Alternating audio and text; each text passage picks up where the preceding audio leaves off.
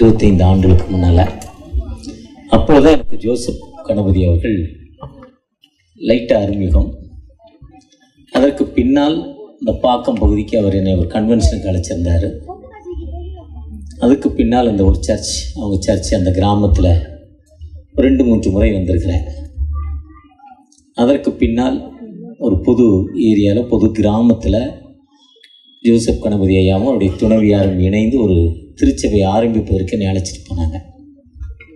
ஆவடிக்கும் பட்டாபுரமுக்கும் இடையில் ஒரு கிராமம், அந்த கிராமத்து பேர் தெரியல.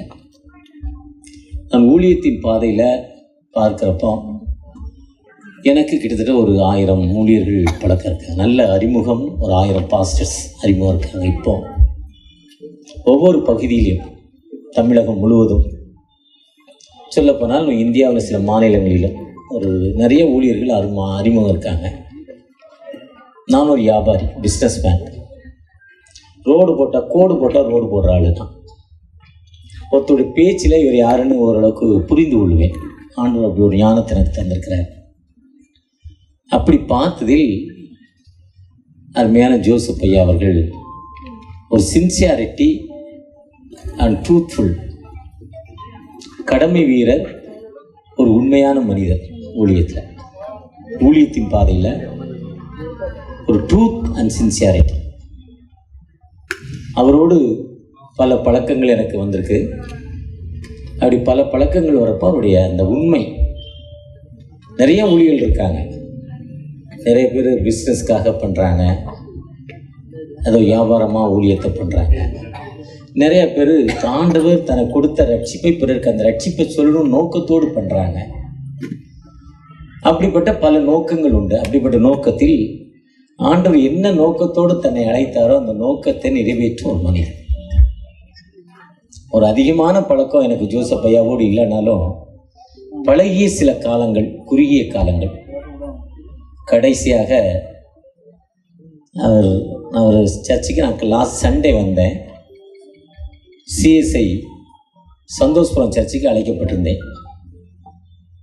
அழைக்கப்பட்டிருக்கப்போ எனக்கு திடீர்னு வெள்ளிக்கிழமை அந்த சர்ச்சுக்கு போகிறது மறந்துட்டு, வியாழக்கிழமை திடீர்னு பாக்கம் ஜோசப் ஐயாவுடைய ஞாபகம் எனக்கு வந்துச்சு. நான் ஃபோன் பண்ணேன். திடீர்னு அவருடைய ஞாபகம் வந்தோடனே, எதுக்கு, என்னை ஏற்கனவே கொஞ்சம் ஜஸ்ட் ப்ராப்ளம் எனக்கு தெரியும். அவர் பையன், அருமையான தம்பி, ஃபோன் அட்டன் பண்ணான். அங்கிள், அப்பா இப்போ தான் டயாலிசிஸ் முடித்து வீட்டுக்கு வந்தாங்க, அவங்களால பேச முடியல, அதனால் நான் பேசுகிறேன் அங்கிள், அப்பா நல்லா உங்களை பேச சொல்கிறேன்னு சொன்னார். ஒரு நாள் கழித்து அவர் என்னோடு பேசினார்.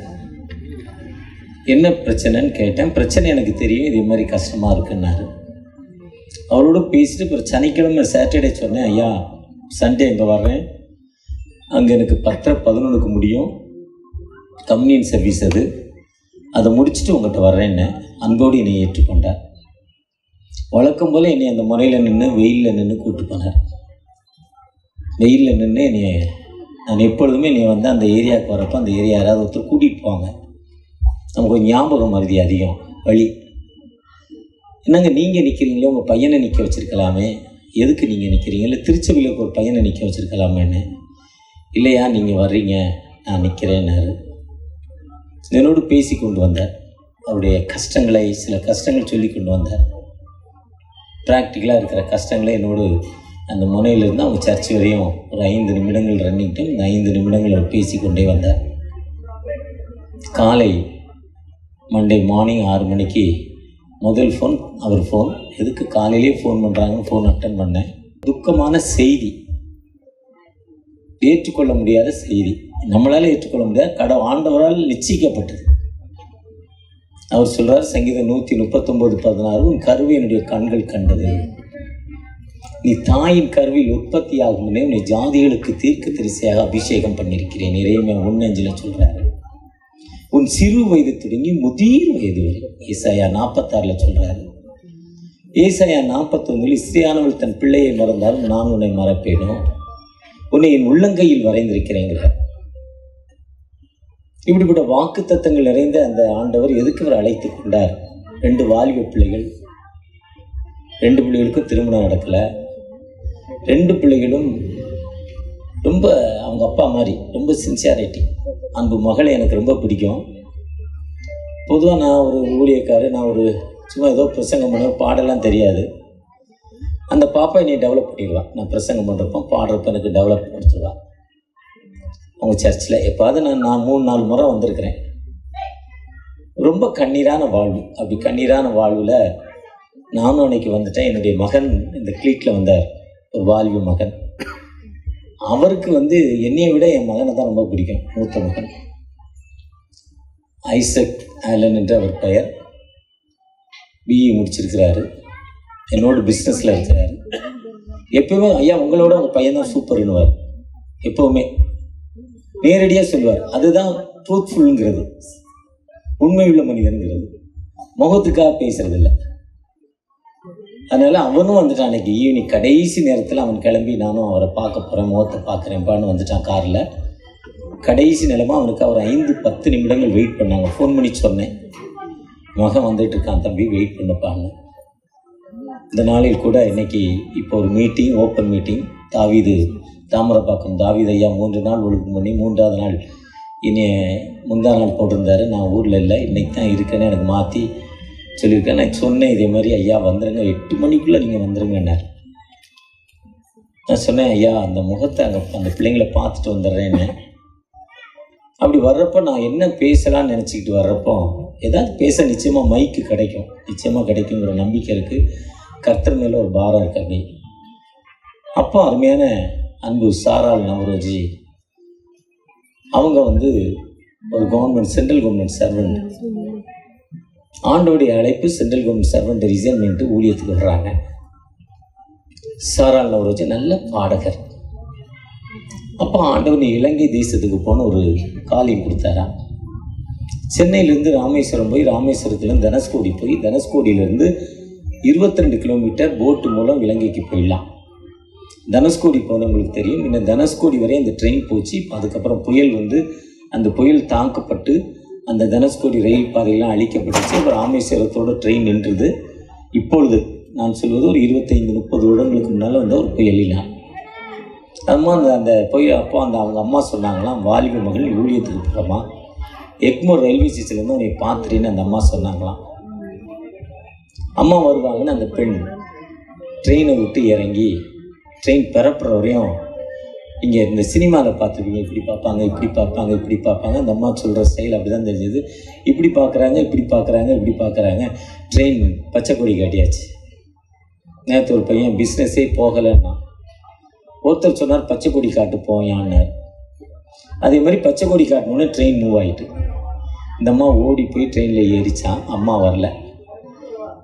அப்போ அந்த அம்மா ஒரு ஆண்டவரோடு பேசினாராம்.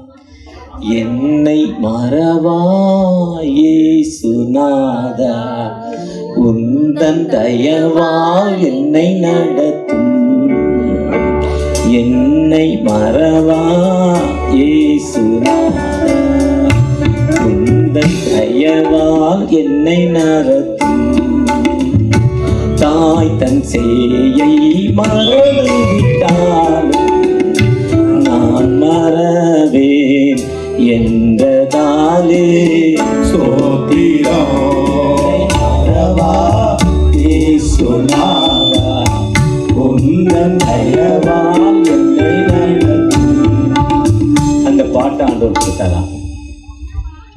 இந்த உலக பிரகாரமாக எதுக்கு இந்த பாட்டும் இந்த சாட்சியும் சொல்கிறேன்னா, அவருடைய பூத உடலை நான் பார்க்க வந்தேன். அவருடைய அன்பு மகள், வாலிப மகள் நர்சிங், ஒரு சிறப்பான மகள். ஒரு முறை ட்ரிபிள்எம் ஹாஸ்பிட்டலுக்கு போகிறேன், ஒருத்தரை பார்க்கணும், அவன் அங்கே ஒர்க் பண்ணுறான். ஜோசப் பாஸ்டர் மகளுக்கு ஃபோன் பண்ணி சொல்கிறார், டிஎஸ் ஐயா வந்திருக்கிறார். அந்த மகள் கீழே ஓடியாந்து என்னை கூட்டிகிட்டு போச்சு. அதில் நல்லா ஹெல்ப் பண்ணாங்க அந்த அம்மா. அந்த வாலிப மகள் நல்லா ஹெல்ப் பண்ணாங்க இங்கே இருக்க அந்த பேஷண்ட்டுக்கு. அதே மாதிரி ஒரு அன்பு மகள் தன் அப்பா முன்னாலேருந்து அழுகிறா. டிஎஸ் ஐயா வந்திருக்கிறாரு உன்னைய பார்க்க, நீ என்ன சொல்ல போகிற?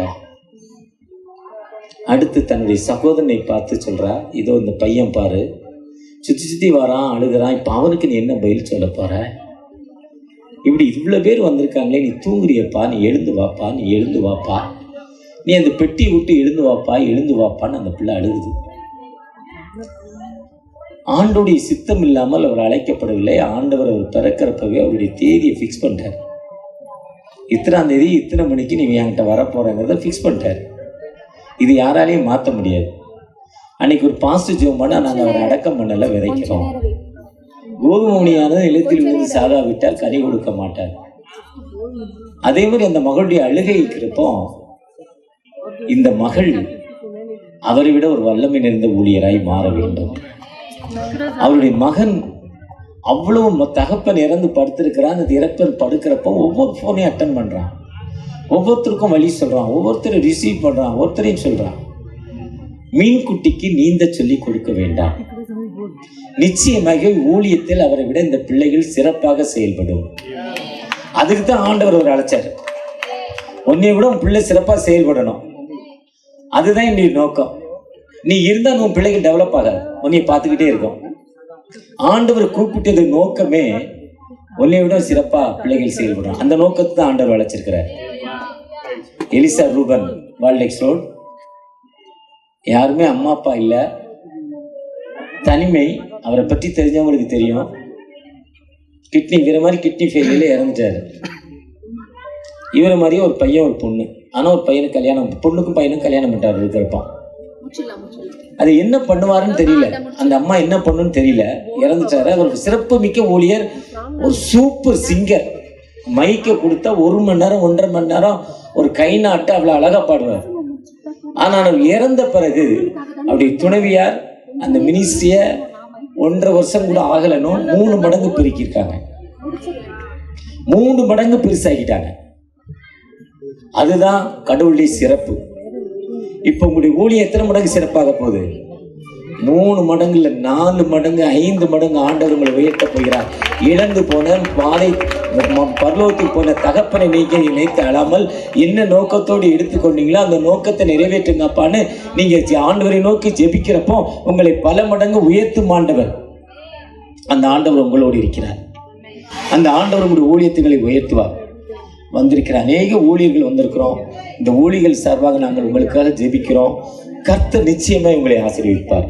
ஒரு விஷயம் கூட கடவுளை நோக்கி பார்ப்போமா? அன்பின் பரலோகத்தின் தகப்பனே, மீண்டுமாய் உங்களுடைய பாதத்தில் நிற்கிறோம்பா. ஜோசப் ஐயாக்காக ஜெபிக்கிறோம். கொடுத்த வாழ்வுக்காக நன்றி. கர்த்தரின் மேய்ப்பராய் இருக்கிறார் என்ற வார்த்தையின்படி நல்ல மேய்ப்பராய் அவருக்கு இருந்தீங்க. இது அந்த 2 பிள்ளைகளும் உடைய துணைவியாரும் உன்னதமானவை மறைவில் இருக்கிறவன் சர்வருடைய நிலையில் தங்குவான் என்ற வார்த்தையின்படி உங்களுடைய சிட்டின் கீழ் வந்து உமக்கு ஏற்ற பிள்ளைகளாய் இந்த விட்டு போன இந்த பணியை இன்னும் அதிகமாக செய்ய கிருபை செய்ய, புதிய பலன், புதிய வழிநடத்திருக்காங்க. வந்திருக்கிற ஊழியர்களாக நாங்கள் வாழ்த்துகிறோம். இந்த பிள்ளைகளுக்காக ஜெபிக்கிறோம். ஜெபத்தை கேட்டு விடுதலை கொடுங்க. மீட்பர் இயேசு மூலம் ஜெப கேளும் அன்பின் தகப்பனே, ஆமென்.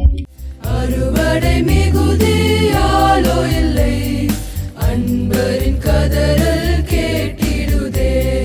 நானிலம் முழுவதும் நான் ஒரு கோடி நாசத்தின் வழியை நாடிடுதே. இயேசுவின் அன்பு என்னையும் நெருக்க எழும்பிடுவோம் நாம் வாலிபரே.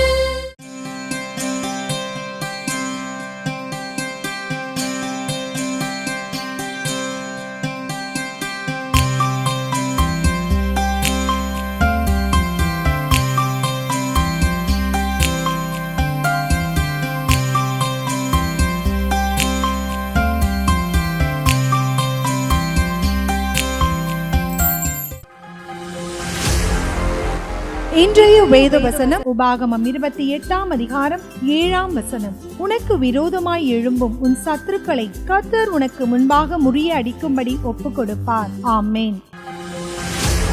Today's Bible verse, Deuteronomy chapter 28 verse 7. The Lord will cause your enemies who rise against you to be defeated before your face. Amen.